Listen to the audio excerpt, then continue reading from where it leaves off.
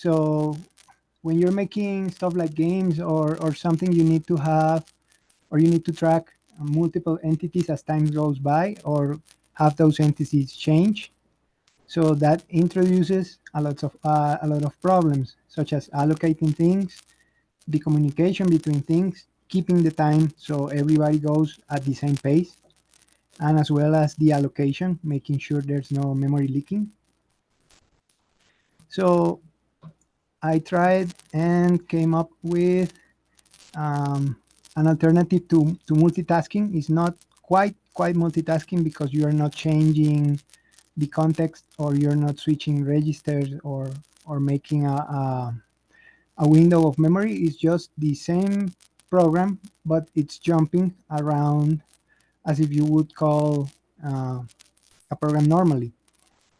However, this has um, the tasks have memory allocated to them, and as you go jumping around, they all act as if they were separate processes.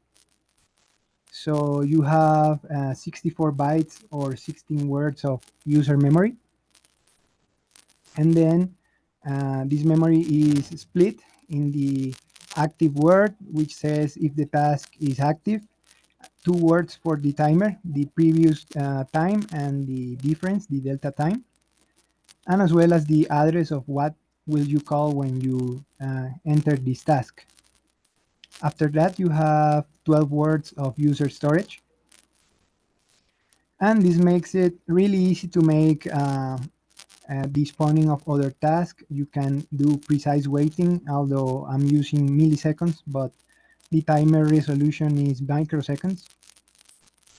You can use to make incremental movement as like you would in games, as well as state machines.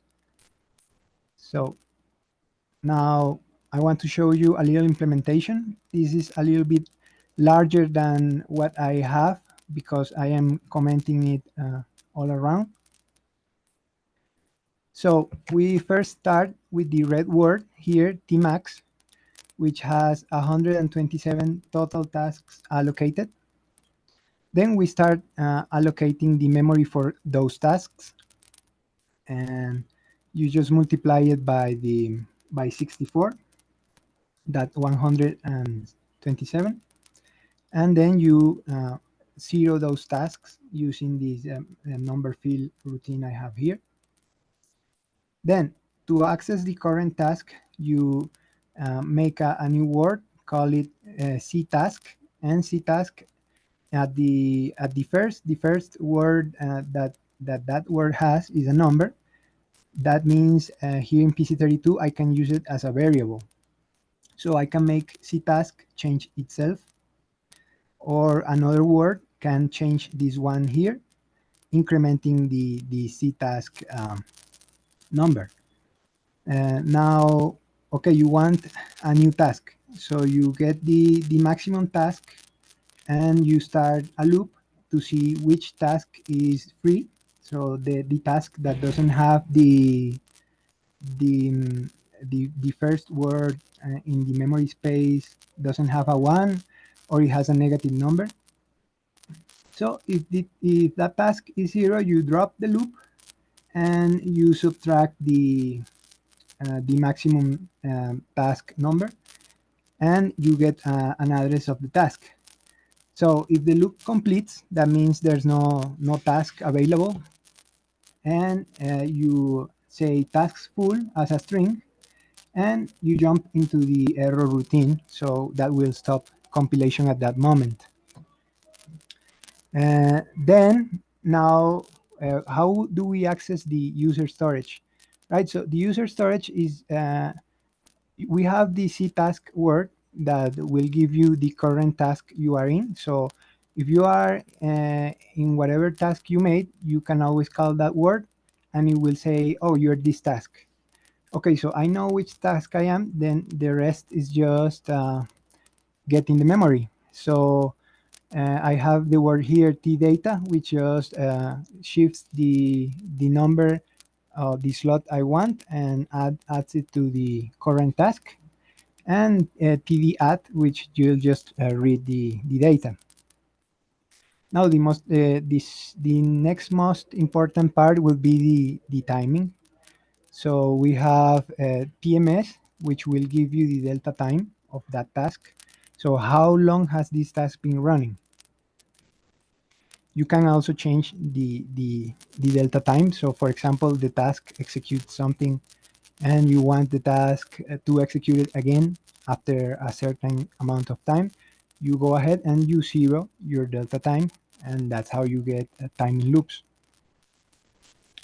Okay, so next is the most important word, I think, is the yield word, which will increase the C task here. So you can see one C task as a reference, and U plus star V, which will increase the number, this one here, it will be increased. So you increase the current task and you check if it's valid. So if it's valid, you increase the delta time, and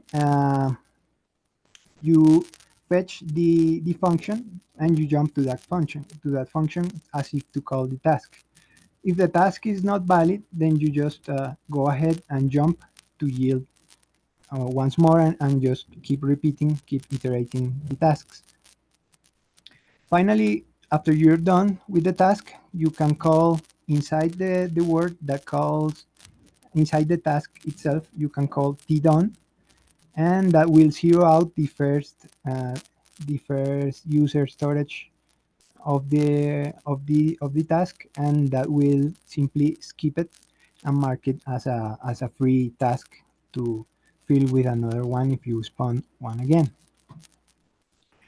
Okay, so finally you need to create the actual tasks.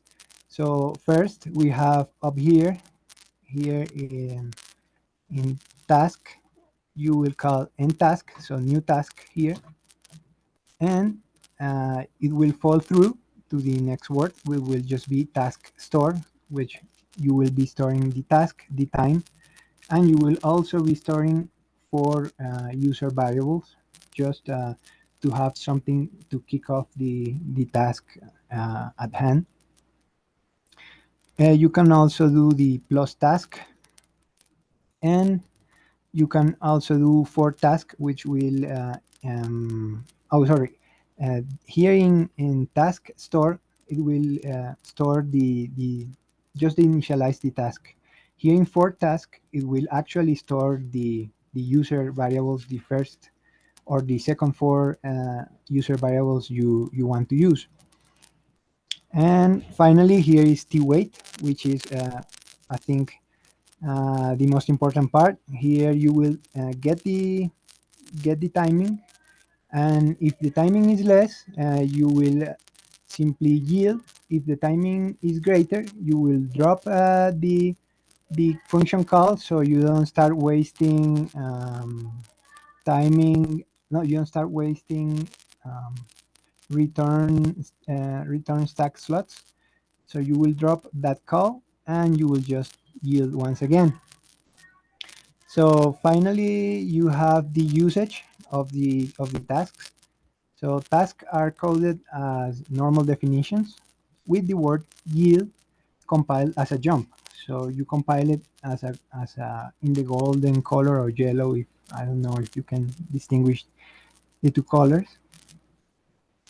So in order to start the tasking, you just have to call a word that has yield inside it and that has been added to the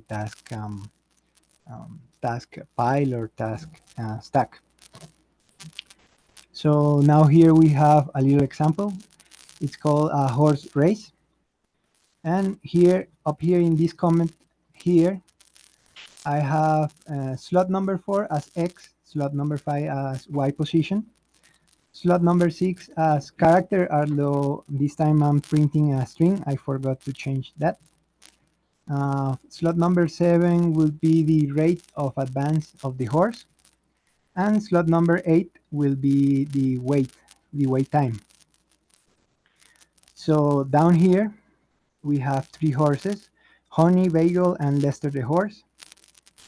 And each horse has, if we read it in the reverse, the comment in the reverse, you have an X position, a Y position, the character, or in this time, the name, and the 7R, which will be the rate.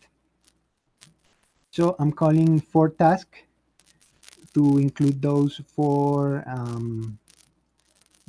parameters as a task initialization, and the task itself, which will be used for all three horses, is this t.horse, which you can up here see. You fetch the x, you fetch the y, you convert them both to integer values, so IV. That's just because these numbers down here, these are fixed point values.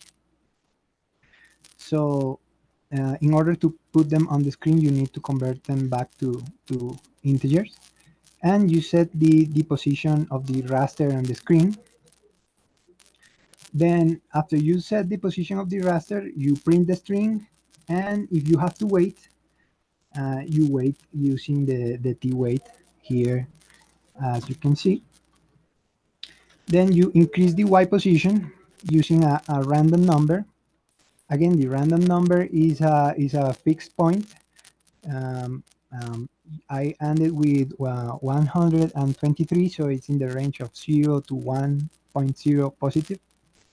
And you add that to the position y, multiplied by the rate, which is at the slot number 7. So now here, Lester the horse has he's a very slow horse, so he has some time getting started. So I want Lester to wait 650 milliseconds before starting to run. But in exchange, Lester will run at 1.2 point the speed of the other horses, which run at 1.0. So that's the base speed. They all start in the same position y at 80, and they all spaced around. Okay, so I call for task, and for task leaves you the task on the stack. So I add, I want to set the 8th position of the user storage. So I get 8, shifted, multiplied by 4, added to that, and finally store the waiting time. So I have other tasks here. The task that sets the frame, which is just checks if we have to exit the program, clears the screen, sets the color, and then yields. And finally, the tasks that will display the screen. It will display the winning line here in color number 6, which is the blue color of the blue words here. And then you will display a rectangle and finally display and then yield. So as I said before, if you call t.frame, that will kickstart the example. So let me press F5, and you can see that Lester waits for a second and starts running, and let's see who wins. And you can see that Bagel the horse won. So if I press escape and run it once again, let's see if Lester wins this time. And it seems it doesn't want to win, and it still doesn't win.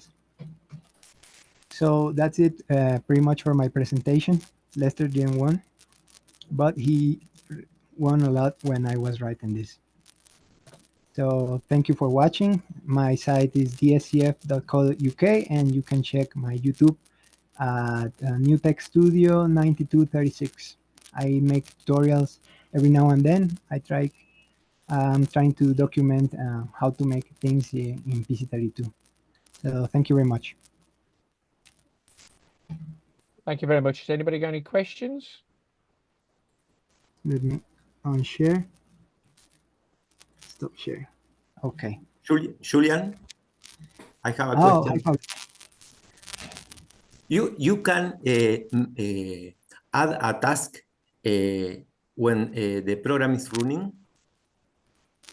Yeah, sure. That's the whole point. You can free tasks, and the task itself can spawn other tasks. So the tasks they can let's say you wanted to have like an explosion, and the explosion will create bits of Okay. rubble or something. They can be spawned.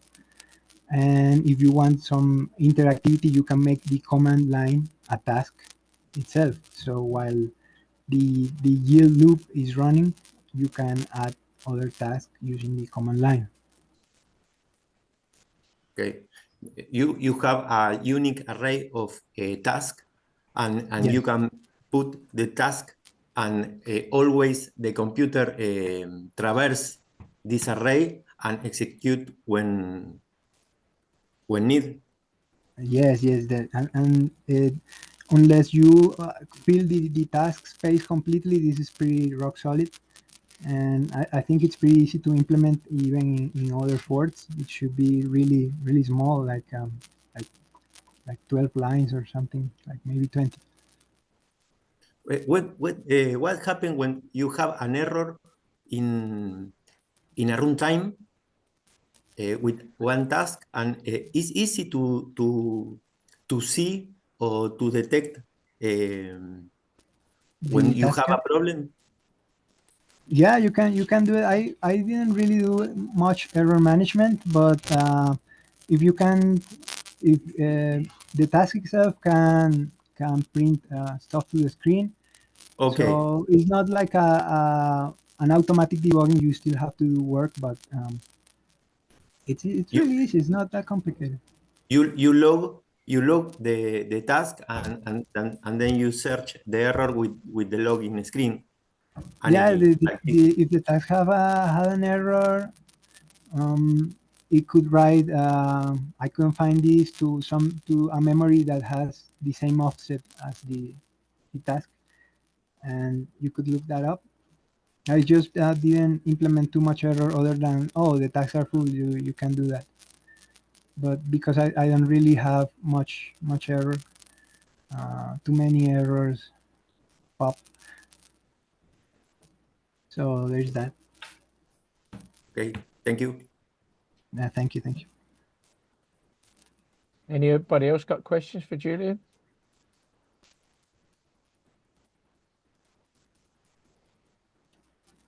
Okay. Thank you for that fantastic presentation. Thank you. So, thank you. So, yeah, that was terrific. Very interesting to see some colorful stuff. next